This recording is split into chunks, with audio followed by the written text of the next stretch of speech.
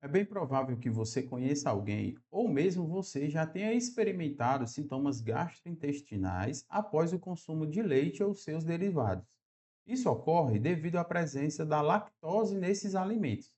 É um carboidrato que muitas vezes ele não é metabolizado por algumas pessoas. Em razão disso, os indivíduos experimentam uma série de sintomas, como diarreia, dor abdominal, burburismo e até vômitos, muitas vezes. Essa condição é uma condição que nós chamamos de intolerância à lactose. O que provavelmente você não saiba é como é que o laboratório clínico consegue investigar e diagnosticar essa condição. Se esse assunto é do teu interesse, fica comigo até o final do vídeo porque nós vamos tirar uma série de dúvidas que cercam esse tema. Se você é novo aqui no canal, meu nome é Dimas Batista, eu sou biomédico e aqui no Biochemistry Class nós falamos sobre análises clínicas, entendendo a importância, a aplicação e o significado dos ensaios laboratoriais. Se esses assuntos são do teu interesse, já se inscreve no canal, deixa o teu joinha e ativa as notificações para ficar sempre por dentro toda vez que eu lançar um vídeo novo aqui no canal. E se você já é meu inscrito, seja muito bem-vindo novamente. Deixa o teu joinha aí, já confere se a tua inscrição está ativa e se as notificações também estão ativas, para que você fique sempre por dentro toda vez que eu lançar um vídeo novo aqui no canal. Além disso, eu quero dizer para vocês que fiquem à vontade para sugerir nos comentários assuntos que vocês gostariam de ver aqui no Biochemistry Class. Só assim vocês me ajudam a produzir conteúdo de acordo com o interesse e necessidade de vocês.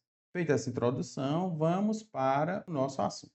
Como nós vimos lá na introdução, a intolerância à lactose surge como uma síndrome de má absorção intestinal que é decorrente da incapacidade que alguns indivíduos apresentam de metabolizarem a lactose presente no leite e em seus derivados.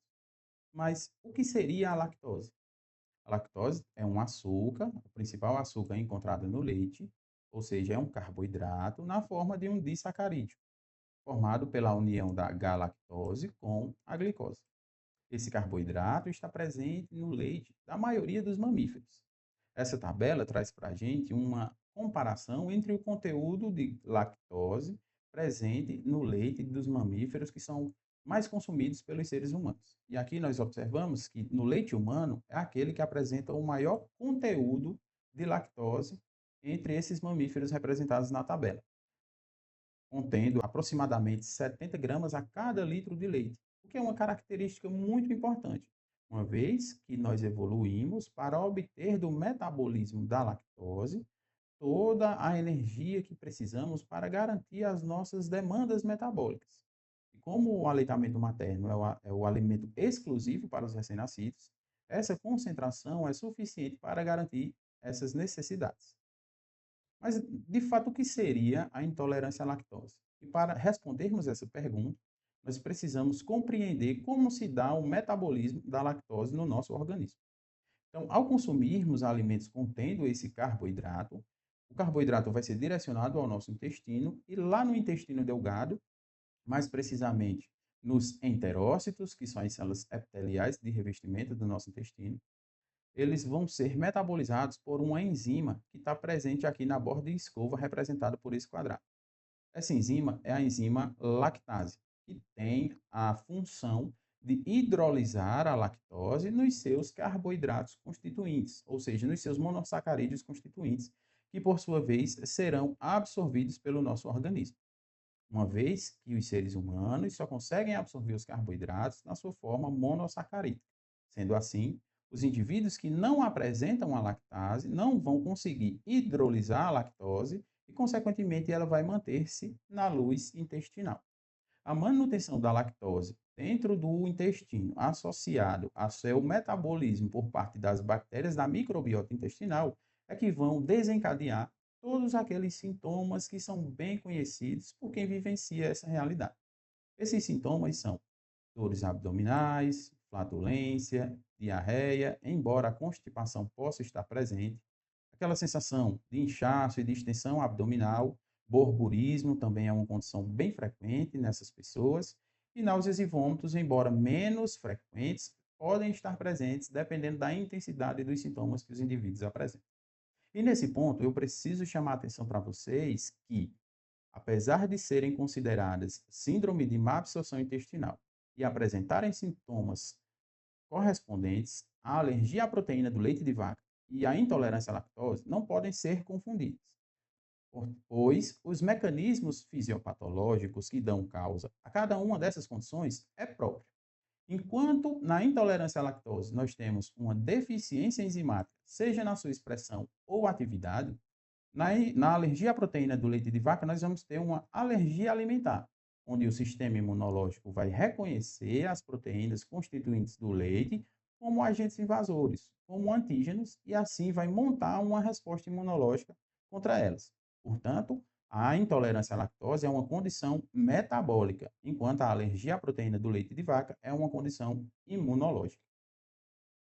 A lactase, ela inicia a sua expressão ainda na vida intrauterina, por volta da oitava semana de gestação.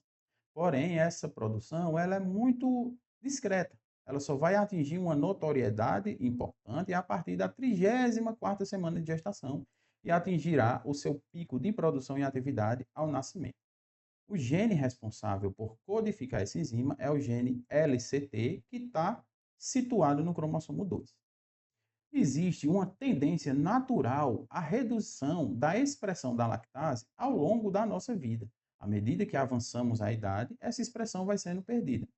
Como nós podemos ver nessa imagem, por exemplo, aqui ilustrado a expressão da lactase nas microvilosidades dos enterócitos ao nascimento, e à medida que a idade avança, nós vamos perdendo essa expressão, que está aqui representada por esses pontos escuros. Essa redução é progressiva e começa a ocorrer a partir da primeira infância, mas precisamente ali por volta dos 6 anos. O que justifica para a gente aqueles indivíduos que fizeram o consumo de leite e seus derivados durante toda a sua infância e muitas vezes até durante a adolescência e nunca manifestaram nenhum sintoma, nenhum desconforto gastrointestinal. E agora, na fase adulta, começam a apresentar sintomas todas as vezes que consomem alimentos contendo a lactose, levando a gente a concluir falsamente que a intolerância à lactose é uma condição adquirida.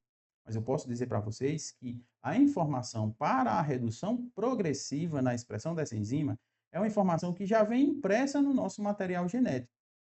Mas ainda assim, nós encontramos no nosso meio pessoas que conseguem metabolizar a lactose ao longo de toda a sua vida. São indivíduos que nós classificamos ele como pertencentes ao fenótipo lactase persistente, pois eles mantêm a expressão da lactase por toda a sua vida. Já aqueles indivíduos que não apresentam essa característica, nós dizemos que pertencem ao fenótipo lactase não persistente, ou são indivíduos intolerantes.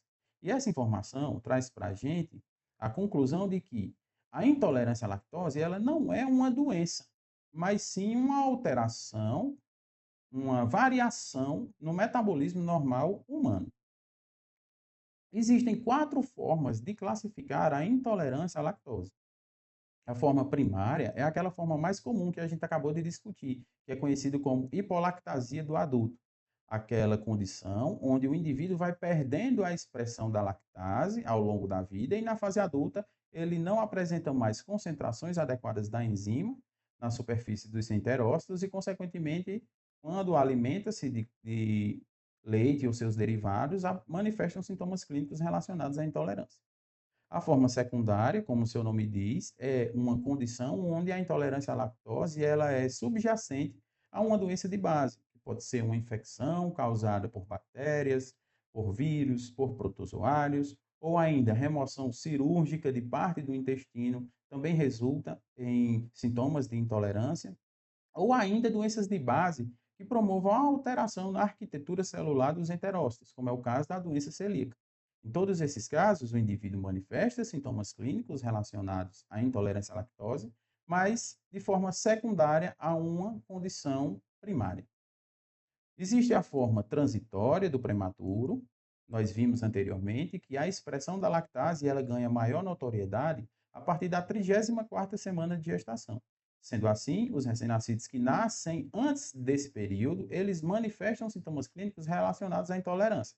Porém, à medida que a expressão da lactase é normalizada com o desenvolvimento, esses sintomas clínicos eles desaparecem, uma vez que esses indivíduos se tornam tolerantes ao aleitamento materno. E a forma mais grave da intolerância à lactose é aquela forma congênita, uma condição genética, autossômica recessiva, bastante rara, mas muito grave, onde o recém-nascido ele é incapaz de expressar a lactase e manifesta sintomas desde as primeiras amamentações. Portanto, nós devemos ficar bastante alerta com relação à suspeita da intolerância à lactose congênita, pois ela pode conduzir esse recém-nascido ao óbito. Para que nós entendamos as ferramentas diagnósticas utilizadas no laboratório, nós precisamos compreender a fisiopatologia da doença, pois é a partir do entendimento da fisiopatologia que nós vamos compreender a aplicação dos ensaios laboratoriais. Então, nós já sabemos que os indivíduos eles podem apresentar dois fenótipos possíveis com relação ao metabolismo da lactose. Aqueles indivíduos lactose persistente e os indivíduos lactose não persistente. Nesses indivíduos, a lactose, os indivíduos persistentes ou tolerantes, a lactose, ao atingir o intestino delgado, ela vai ser hidrolisada em glicose galactose, esses carboidratos serão absorvidos e seguirão o fluxo de acordo com a demanda do organismo. Já no caso dos indivíduos lactose não persistente, a lactose ela vai passar do intestino delgado para o intestino grosso.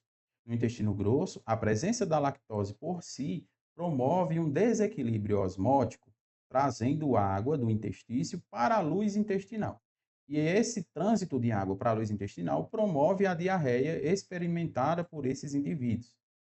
Já no caso das bactérias que vão metabolizar esse disacarídeo, as bactérias vão fermentar a lactose, vão hidrolisar a lactose em glicose e galactose e fermentar esses carboidratos. O produto final desse metabolismo vai ser a formação de dióxido de carbono e hidrogênio. O dióxido de carbono, ele pode ser ainda utilizado por bactérias metanogênicas para a formação de metano. O gás metano, assim como o gás dióxido de carbono e o hidrogênio, eles são responsáveis pelas flatulências e pelo borburismo que acontece nesses indivíduos. Além disso, o metano influencia diretamente no peristaltismo, o que pode provocar a constipação em algumas pessoas. Já o hidrogênio, ele vai ser absorvido para a corrente sanguínea e transportado até o pulmão, onde vai ser eliminado através da respiração, fazendo desse componente uma ferramenta importantíssima para o diagnóstico da intolerância à lactose, como nós veremos adiante. Na prática laboratorial, nós temos testes que são utilizados como ferramenta diagnóstica e outros testes que são utilizados como ferramentas complementares. Nós vamos falar aqui a respeito do teste genético, do teste oral de tolerância à lactose, do teste do hidrogênio no ar expirado e os testes complementares que são o pH fecal e a pesquisa de substância redutora nas fezes. Então, o teste genético ele é um teste onde nós vamos fazer o sequenciamento do gene responsável por codificar a lactase. Na região promotora desse gene, nós vamos avaliar a presença de bases específicas no locus gênico que vocês estão vendo aqui. O que é que acontece? A presença de uma citosina nesse locus gênico vai indicar para mim que esse indivíduo ele é suscetível à intolerância à lactose. Por quê? Porque essa citosina ela vai ser um sítio de metilação, uma alteração epigenética.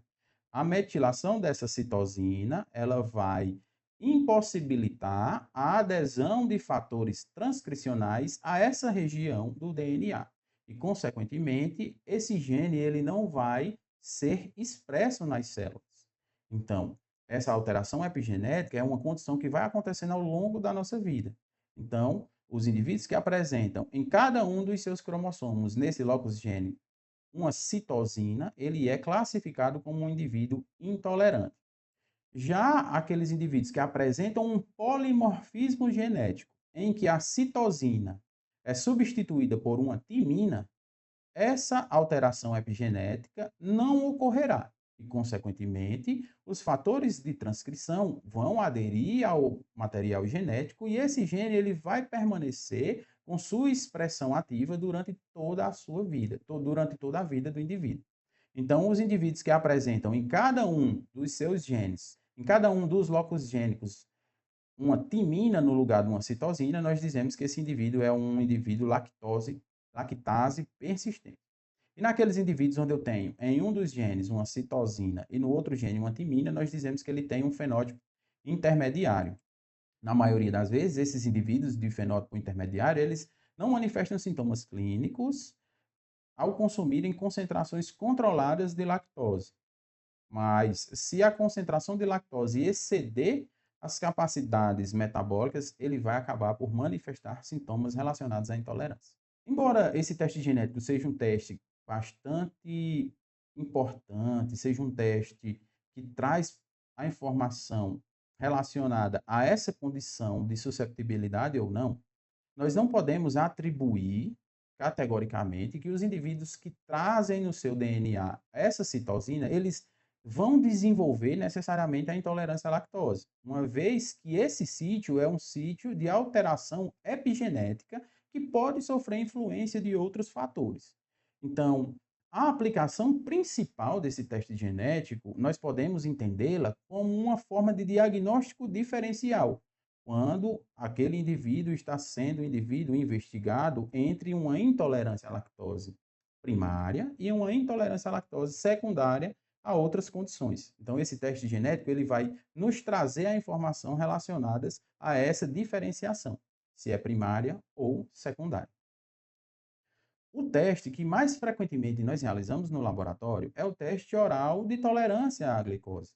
Aliás, o teste oral de tolerância à lactose, onde o indivíduo se dirige ao laboratório em jejum, é coletado o sangue desse indivíduo no momento zero, ou seja, no instante basal. Depois, nós ofertamos uma carga de lactose para essas pessoas. Após o consumo dessa carga de lactose, nós vamos coletar o sangue desses indivíduos a cada 30 minutos para avaliar flutuações nos níveis de glicemia plasmática. Aí, nesse caso, vocês poderiam me perguntar assim: se eu estou tentando entender se esse indivíduo é intolerante à lactose, por que é que eu vou dosar a glicemia dessa pessoa? E a resposta para isso está situada no metabolismo que a gente viu lá no início do nosso vídeo. Aqueles indivíduos que apresentam a atividade da lactase preservada, eles vão conseguir hidrolisar a lactose em galactose e glicose que serão absorvidas. Consequentemente, os níveis plasmáticos de glicose vão subir. Então, nós esperamos que os indivíduos que são tolerantes à lactose, um aumento de 20 miligramas por decilitro ou mais nas concentrações plasmáticas de glicose. Quando isso não ocorre, nós podemos atribuir essa falta, essa manutenção do nível de glicemia a uma incapacidade da hidrólise da lactose. Consequentemente, esse indivíduo vai ser classificado como um indivíduo intolerante.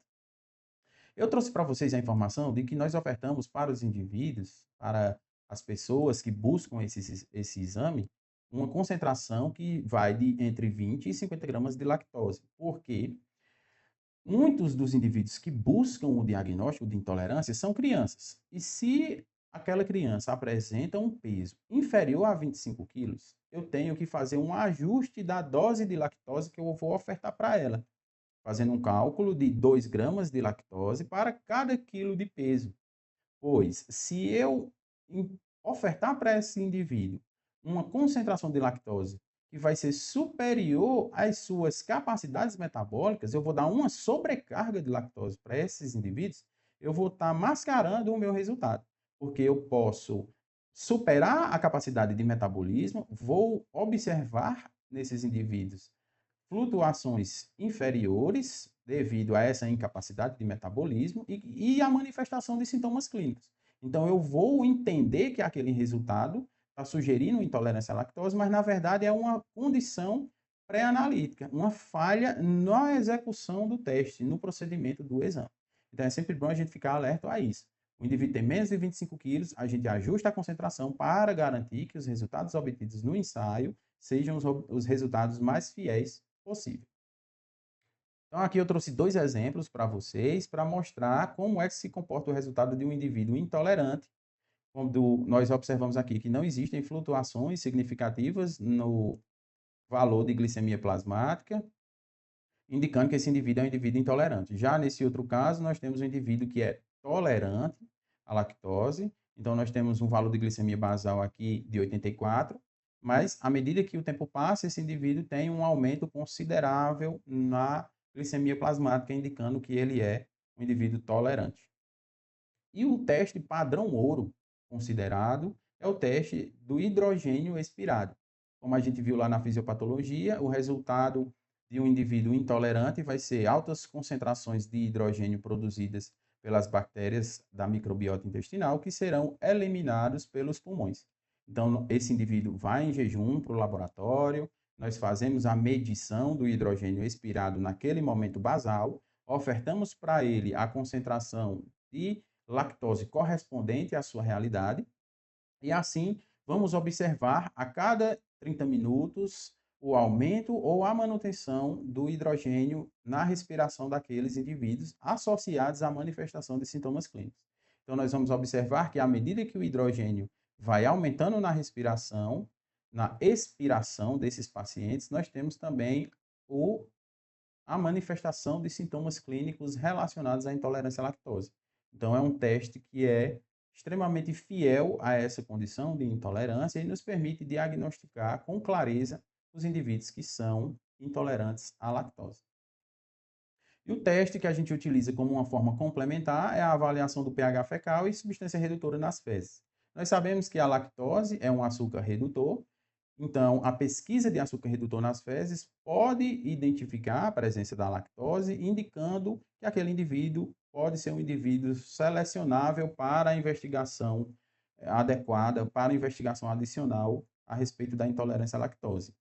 Porém, esse teste pode sofrer algumas interferências, como a reação com glicose e frutose, que eventualmente podem estar presentes nas fezes. Então, uma reação positiva no teste de Benedict, na avaliação de substâncias redutoras, não implica dizer que o paciente tem intolerância, mas é um indivíduo eletivo para uma investigação adicional. Além disso, a avaliação do pH das fezes pode também nos ajudar a selecionar aquele indivíduo. Nós vimos que o produto final da fermentação bacteriana da lactose no intestino grosso é o dióxido de carbono, o hidrogênio, e além disso são formados também ácidos graxos de cadeia curta. Então, todos esses componentes vão promover uma redução significativa do pH naquele ambiente, que vai ser refletido nas fezes do indivíduo. Porém, essa pesquisa ela é suscetível a uma série de falhas pré-analíticas, como na maioria das vezes a coleta desse material é feita na residência do indivíduo e existe toda uma logística de coleta e transporte.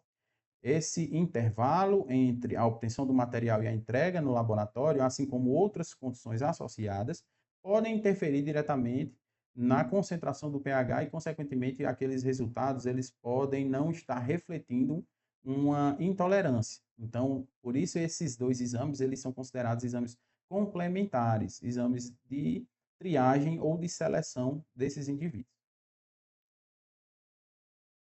Aqui mostrando para vocês como é feito o reagente de Benedict, né, a reação da substância redutora. De acordo com a concentração, nós vamos observar uma alteração na cor do meu reagente, que inicialmente é azul, mas pode ficar verde, amarelo, laranja ou vermelho, dependendo da concentração de açúcar redutor presente na amostra. E a avaliação do pH fecal nós fazemos, na maioria das vezes, com uma tira-teste. Espero que vocês tenham gostado do conteúdo e aguardo o feedback de vocês aí nos comentários. Além disso, deixem também nos comentários conteúdos que vocês gostariam de ver aqui no Biochemistry Class. Deixe o seu joinha, ative as notificações e nos vemos no próximo vídeo.